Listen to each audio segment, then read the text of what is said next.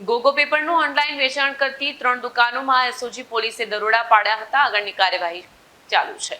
માદક દ્રવ્યોના સેવન માટે ઉપયોગમાં લેવાતા ગોગો પેપરની ઓનલાઈન બ્લિંકિટ કંપની મારફતે ડિલિવરી થતી હોવાની માહિતીના આધારે SOG DCP Rajdeepsinh Nakum, SOG PI Atul Sonara તેમજ એપી ચૌધરી સહિતની ટીમે આજે સવારે ઉધના મગદલા રોડ પર આવેલી એક બ્લિંકિટની ઓફિસે તેમજ સિટીલાઇટ રોડ ખાતે 3 દુકાનો પર દરોડા પાડ્યા હતા. આ દરોડાના પગલે પાનના ગલ્લાવાળાઓ તેમજ સિગારેટનું વેચાણ કરનારાઓને ત્યાં ફફડાટ ફેલાયો હતો.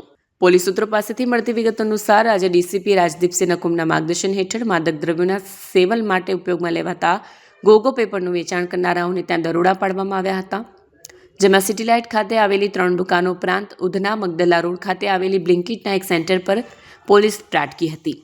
સૂત્રોનું કહેવું છે કે બ્લિંકિટ મારફતે પણ ગોગો પેપર અમુક નશેડીઓ મંગાવતા હતા. બ્લિંકિટ ડિલિવરીમાં પણ ગોગો પેપર મંગાવવામાં આવતા હોય આ મામલે પોલીસ દ્વારા કાર્યવાહી હાથ ધરવામાં આવી છે.